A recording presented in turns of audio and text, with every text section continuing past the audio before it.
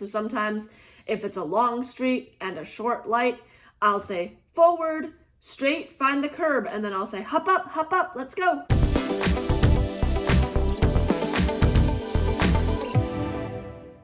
Hey guys, it's Hope. Welcome back to my YouTube channel. And today we are going to talk about all of his guide dog commands. Because now that I've done a couple of vlogs and videos of him and I working, I just want to share all of the commands that he knows because he's just so perfect and he has a ton of commands. So we've got our basics like sit, down, stay, come, and heel. And then we've got a couple of commands that are useful for things like doorways and tables. So for example, in is a good command. That's when I'm walking through a door and I want him to go through it, I'll say in. And then if I'm walking out of the room, I'll say out so that he knows that we can go out or in. And then I also have a command called switch, which basically means that, we want our dogs to be on the opposite side from the hinges whenever a door opens, because we don't want the dog to get hit by the door. And also, I want to be able to hold the door with one hand and let my dog through with the other. So if the door is on the same side as the dog, it's going to be harder to finagle the leash and stuff. So if he's in a heel, we use the switch command to tell our dogs to switch over to the other side. So that's our right side. So we can open the door, and then I will tell him in and he will walk through the door. And then he'll turn around to look at me so I know that his tail is out of the way. And then I can walk through the door and let it close behind me. So that's just a really great thing to do. I think a lot of guide dog schools teaches it. My guide dog school teaches it as switch. Some guide dog schools I know teaches it as around. It just depends on where you go and how they teach it. But I think a lot of guide dog schools do this.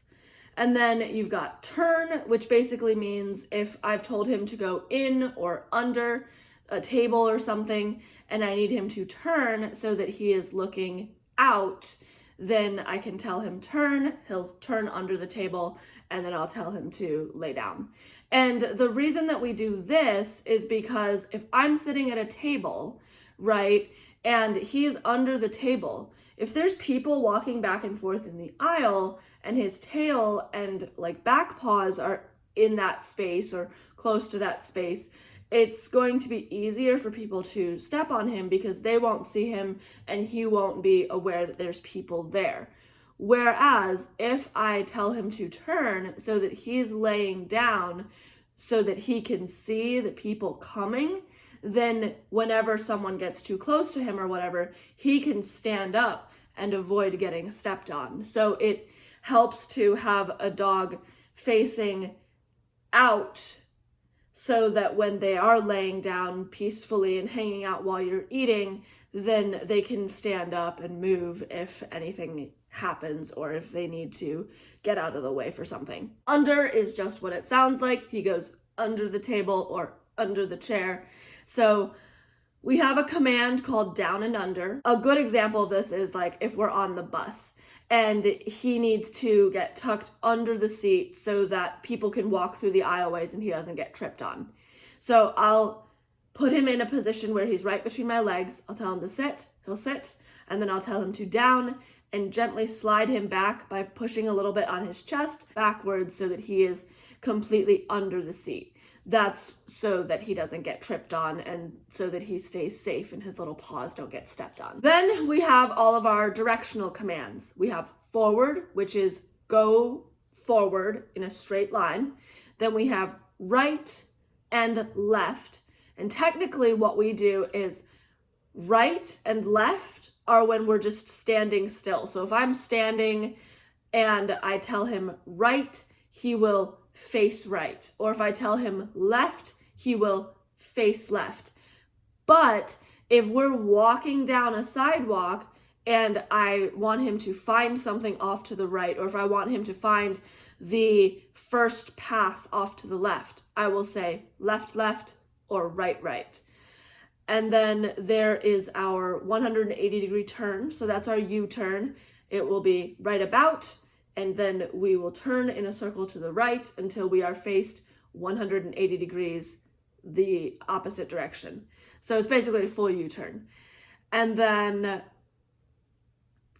over left or over right basically means sidestep over that direction. So sidestep to the left or sidestep to the right.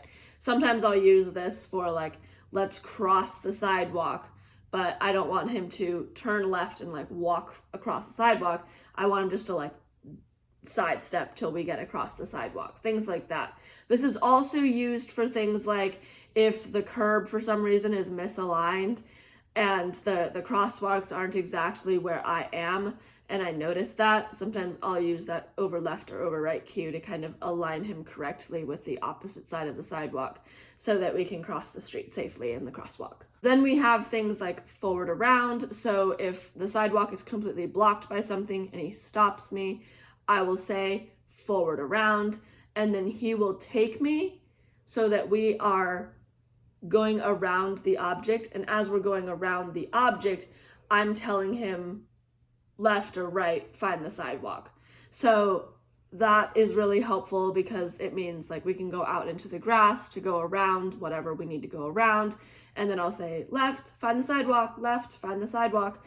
And eventually when he knows that it's safe, he will come back to the sidewalk and then we'll continue on our merry way. Speaking of find the items, he's got so many. Find the curb, find the sidewalk, find the steps, find the elevator, find the escalator, find the counter, find the chair, like all of this stuff. And it's great because it's so helpful when I can just say, find the counter, and he'll go find the counter, or like find a chair, because sometimes I can't always see like where the nearest chair is. And so he'll help me to find a chair.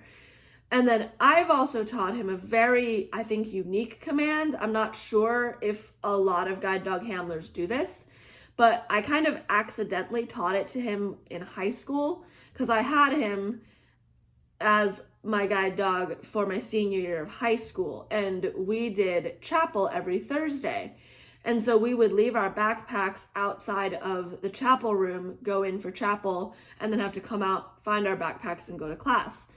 And I would always leave my backpack in a very like special spot so that I could always find it. And the problem is it was half the time out of my way, so I'd have to like go and get my stuff and then go to class.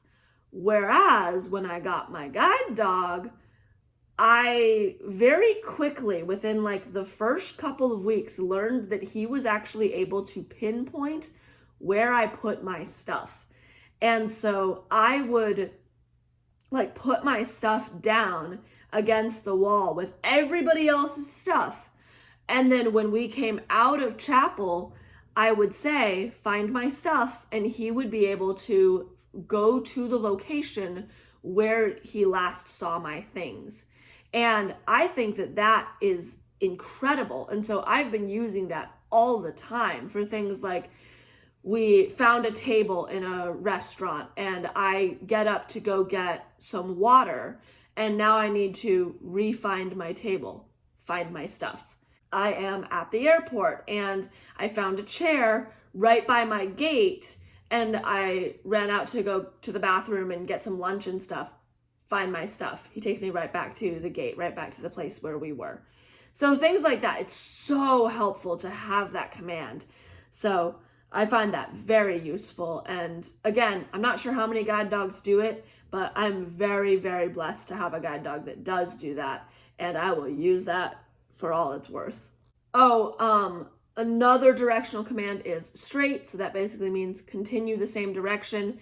I use this a lot if, for example, he is inclined to turn left at a certain spot, I'll tell him straight, or it's like straight, find the curb.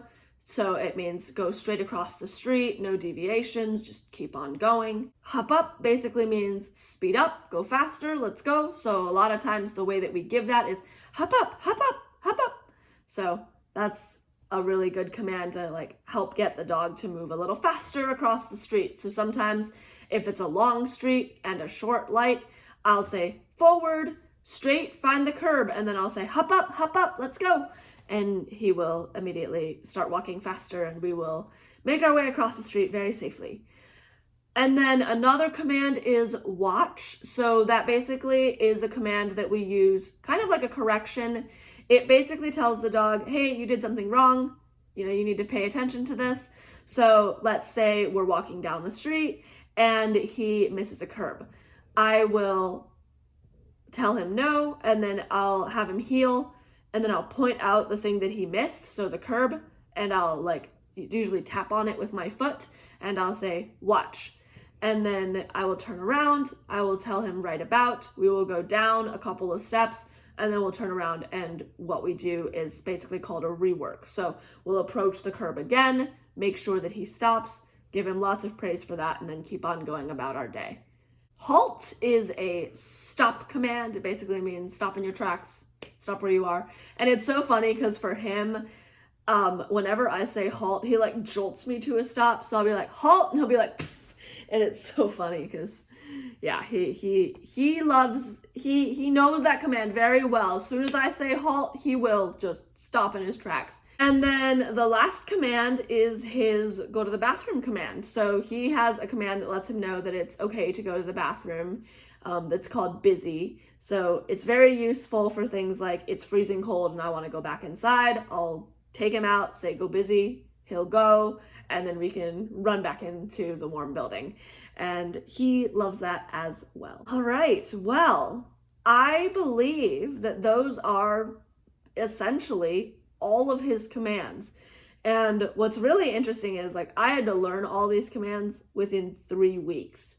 And it was tiring and it was exhausting, but it was very, very fun. So I hope that you enjoyed this video. If you did, please like, share, comment below. I hope you learned something. And subscribe if you did learn something. And I hope that you are able to enjoy the sunshine. If you have some, it's a really sunny day where I am. So if there is sunshine, go enjoy it. And if there's not, then enjoy the clouds too, because clouds are also amazing and fantastic. And you can see fun shapes in the clouds, so I've been told. So go have some fun today, and I will see you all in the next video. Until then, have an amazing day, guys. Bye.